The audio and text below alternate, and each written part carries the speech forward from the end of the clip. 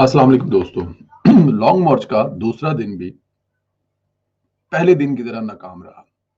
दोस्तों आपको याद है माजी में इमरान खान साहब की एक तस्वीर बड़ी वायरल है। आप में से बहुत सारे लोगों ने देखी होगी। इमरान खान साहब अपने घर की दीवार फलांग कर भाग रहे थे। बड़ी तारीखी तस्वीर है और उसके पीछे क्या कहानी है, वो क्यों भागे थे, उनके घर पे उस वक़्त कौन था, वो बहुत सारी बातें हैं बट वो नहीं करते। लेकिन वो तस्वीर याद है आपको भागने वाली? खान साहब भाग गए थे। फिर उन्होंने पंजाब यूनिवर्सिटी में पनाह ली, तो वहाँ पे भी स्टूडेंटों ने जो इमरान खान साहब के साथ किया, वो भी आप लोगों ने देखा होगा। वहाँ से भी फिर इमरान खान साहब भागे और फिर जो स्टूडेंट ने इमरान खान साहब का हाल किया, वो गिरेबान से पकड़ी हुई तस्वीरें वायरल हैं, वो भी आप लोगों ने देखी होंगी कि वहाँ पे भी इमरान खान साहब भाग गए थे। अच्छा, ये भागने की जो आदत है ना इमरान खान साहब की, भगाने की भी वो समझ गए होंगे, मैं नहीं उसका ज़िक्र करना चाहता है। रज़ीदा दे वाले स्टाइल में अब उसका ज़िक्र करें तो भजा लिया नहीं या भजाना या व्हाटएवर जो भी है, खैर आगे चलते हैं। तो भागने वाली जो ना इमरान खान साहब की पुरानी आदत है। इमरान खान साहब आज भी लॉन्ग मार्च से भाग गया और लॉन्ग मार्च था वो, अभी जहाँ पे जाना था वहाँ तक पहुँचा नहीं था और उससे पहले ही उनको सीढ़ी लगाकर उतारा गया ऊपर से और फिर गाड़ी में बिठाया गया और वहाँ से उन्होंने शूट लगा दी, दौड़ लगा दी लाहौर की तरफ। मुख्तलिफ चीज़ें चल रही थी कि लाहौर में वो भागे क्यों? लेकिन एक वजह जो है वो सुन रहे हैं ये भी है कि वहाँ पर जो हमाद अज़हर हैं और फैसल जावेद की आपस में काफ़ी हाथापाई भी हुई है। आपको पता है कल हमाद अज़हर साहब जो हैं वो लड़े हैं उनसे असद उमर साहब से और आज तो बाकायदा उनकी जो है ना वो हाथापाई की वीडियोज़ हैं। वीडियो फिर आपको पता है हम दिखाते नहीं है क्योंकि ये इश्यू होता है इसका अपना स्ट्राइक का। लेकिन ठीक-ठाक किस्म का अब रोला क्या है कि अब एक बंदा है उसका काम ही माइक पे बातें करना है, वो इसीलिए भर्ती किया था। सेनेटर बना दिया उसको, लेकिन अब तो ज़ाहिर है मसला तो होगा ना कि आप किसी और को बोलने दें, आप माइक पकड़ लें और आप सारा दिन इमरान खान ज़िंदाबाद, कप्तान ज़िंदाबाद, उम्मीद ज़िंदाबाद, पता नहीं क्या-क्या नाम रखे हुए हैं कप्तान के वो। तो जो साथ में खड़ा है उसका भी दिल करता है कि वो भी नारे लगवाए और वो भी साबित करे कि इमरान खान का वो बहुत बड़ा फैसल जावेद साहब की तरह चेला है। लेकिन जब दूसरे चेले को टाइम नहीं मिलेगा तो फिर लड़ाई तो होगी।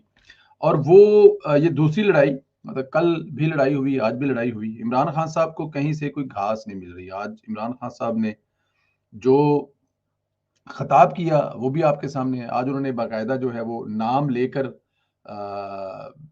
अफसरान के और उनके बारे में जो जुमले कहे, जो उन्होंने कहा, वो इंतहाई बेहुदा किस्म का। बट लेकिन ये इमरान खान साहब वो देखें कोई भी जो लड़ाई होती है ना, बड़ी खूबसूरत बात की हमारे प्रोग्राम में आज फारूक खान साहब ने कि लड़ाई से पहले क्या होता है, मुंह जुबानी होती है कि मतलब आप इस लेवल पर कर देते हैं हाइपर के अगले बंदे के पास सिवाय आपको लम्हा पाने से, आपके दस्तों गिरेबान होने से और आपको मारने मराने के अलावा कुछ चांस नहीं बनता। तो इमरान खान साहब जो हैं हर गुजरते दिन के साथ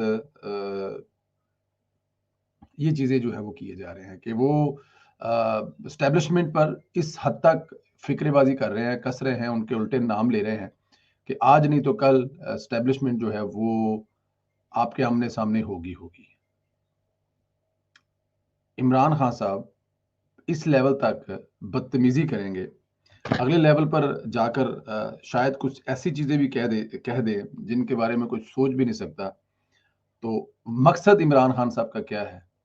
किसी भी तरह से मुझे या तो वो पकड़ लें, मुझे कोई भी मेरे साथ ऐसी चीज़ करें जिससे मैं अपने अवाम को ये एक जो उनकी पीछे लगी हुई है जिन्हें आप अमरांडूज़ कहते हैं, यूथियाज़ कहते हैं, उनको कोई सहारा, उनको कोई आसरा, उनको कोई बस कोई नवा लॉलीपॉप, उनको कोई नई ट्रक की बत्ती के पीछे लगाऊँ। इमरान खान साहब को फेस सेविंग चाहिए, किसी भी तरह से कहीं से भी मिल जाए तो इमरान खान साहब को काबिल कबूल है।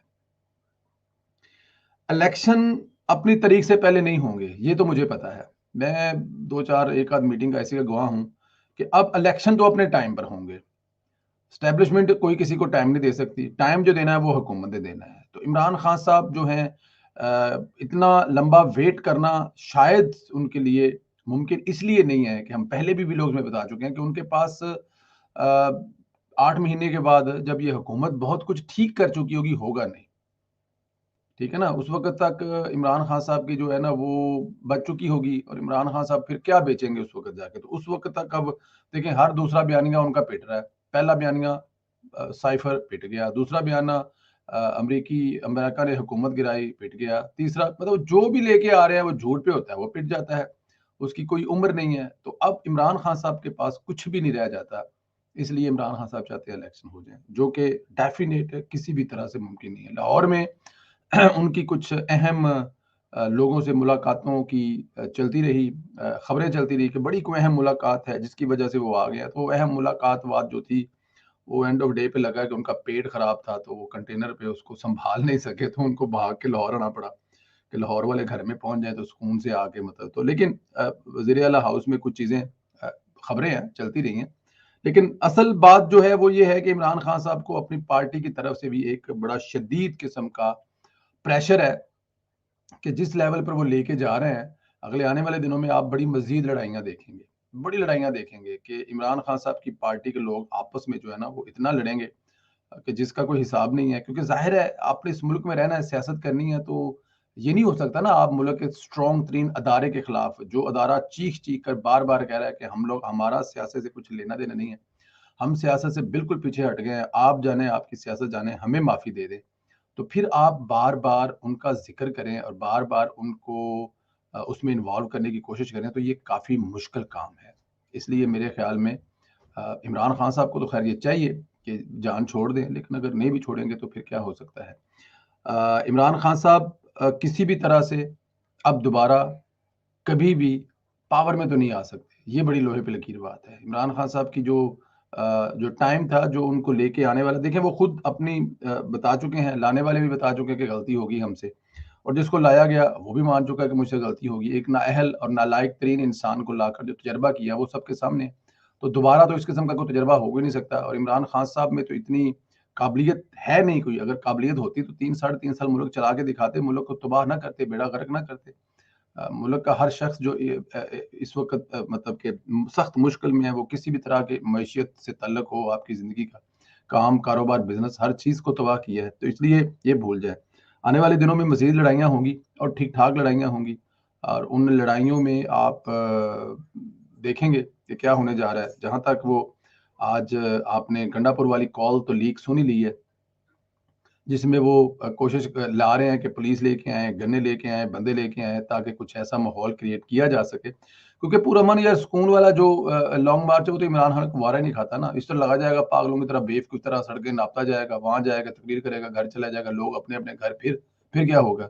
तो इमरान खान साहब को जो चाहिए वो हैं लाशें, वो हैं खून, वो है ब्लड जो कि फैसल वाडा साहब अपनी कुर्बानी दे चुके हैं, पार्टी की रुकनीत की भी।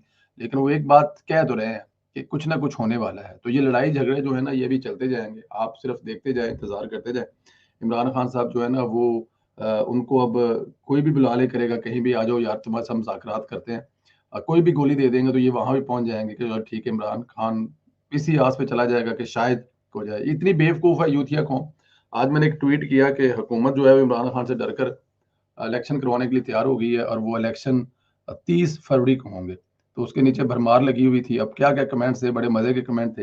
लेकिन उन बेवकूफ़, बेअक्लों को यही नहीं पता कि अगले साल में फ़ेब जो है वो 30 तारीख नहीं होगी, 28 भी खत्म हो जाएगा। लेकिन इन बेवकूफ़ जाहिलों को कौन समझाए? अपना ख़्याल रखें, इजाज़त दें। बहुत शुक्रिया।